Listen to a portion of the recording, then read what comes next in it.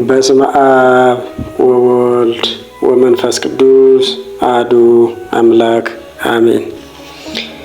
በተመሳሳይ ስም የሚጠሩ ቅዱሳን ታሪክ ሶስተኛ ክፍል።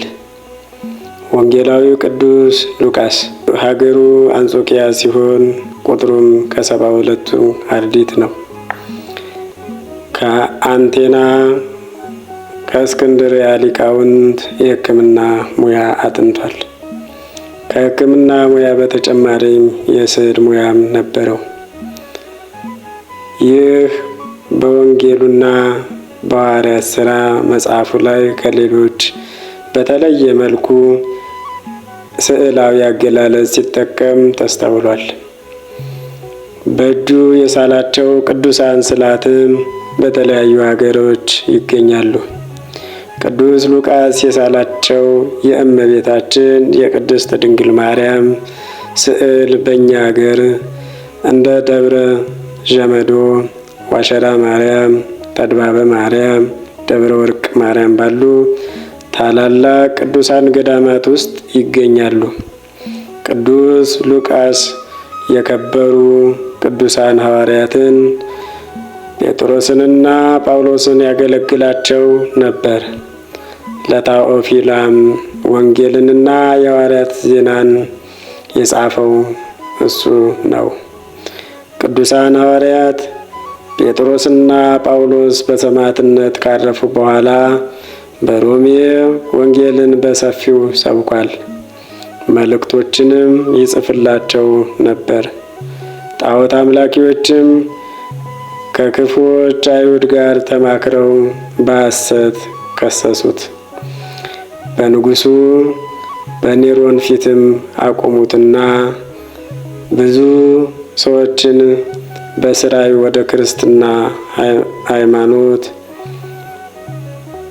አስገብቷልና በሞት ይቀጣ ብለው ጮኹ።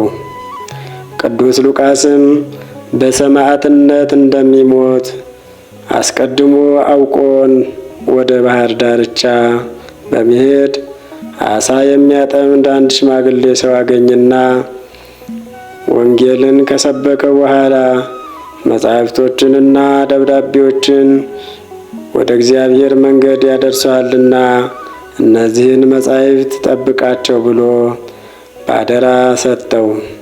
ሽማግሌውም በክብር በዕቃ ቤቱ አስቀምጧቸው ለቀጣይ ትውልድ አስተላልፏቸዋል። ቅዱስ ሉቃስም በንጉሡ ኔሮን ፊት በቀረበ ጊዜ ንጉሡ በስራይ ሕዝቡን ሁሉ የምታስት እስከ መቼ ነው አለው።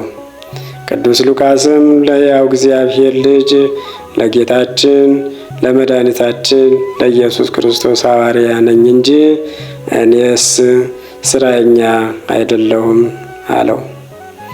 ንጉሡም እየጻፈች ሰዎችን የምታስት ይህችን እጅህን እቆርጥልሃለሁ ካለ በኋላ ቀኝ እጁን አስቆረጠው። ቅዱስ ሉቃስም የጌታችንን ኃይሉን ያሳየው ዘንድ ወደደና የተቆረጠች የቀኝ እጁን በግራ እጁ አንስቶ በተቆረጠችበት ቦታ ላይ በማገናኘት እንደ ድሮው ድና ደና እጅ አደረጋት። በዙሪያውም የነበሩ ሰዎች ሁሉ የንጉሡ የሰራዊቱ አለቃ ከነ ሚስቱ በአጠቃላይ ቁጥራቸው 477 ሰዎች ሁሉም በጌታችን በኢየሱስ ክርስቶስ አመኑ። ንጉሡም እጅግ ተናዶ ከቅዱስ ሉቃስ ጋር ራሶቻቸውን ይቆርጧቸው ዘንድ አዘዘ። እነርሱም ሰማዕት ሆነው የክብር አክሊልን ተቀበሉ። የቅዱስ ሉቃስንም ሥጋ በአሸዋ በተሞላ ከረጢት ውስጥ አስገብተው ባህር ላይ ጣሉት። ነገር ግን በእግዚአብሔር ትእዛዝ ወደ አንድ ደሴት ደረሰና ምዕመናን አግኝተውት ወስደው በክብር አኖሩት። ቅዱስ ሉቃስም ሰማዕትነቱን ጥቅምት 22 ቀን ፈጽሟል። ለእግዚአብሔር ምስጋና ይሁን።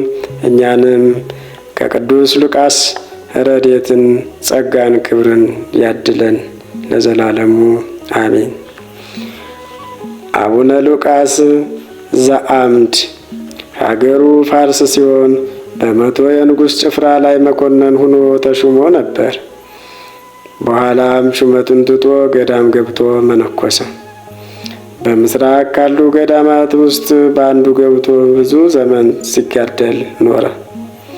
ልብሱንም የብረት ልብስ በማድረግ እስከ 6 ቀን የሚጾም ሆነ። ከዚህ በኋላ ከአምድ ላይ ወጥቶ በዚያ ላይ 3 ዓመት በጸሎት ቆመ። የታዘዘ መልአክም መጥቶ ከዚያ አምድ ላይ እንዲወርድ ነግሮት በብርሃን መስቀል እየመራው ወስዶ አንድ ገዳም አደረሰው። ከዚያ በኋላ ብዙ ታምራትን እያደረገ ኖረ። ከዚያ በኋላም አርምሞ ያዘ። ከቶ እንዳይናገር በአፉ ውስጥ ድንጋይ ነክሶ ያዘ።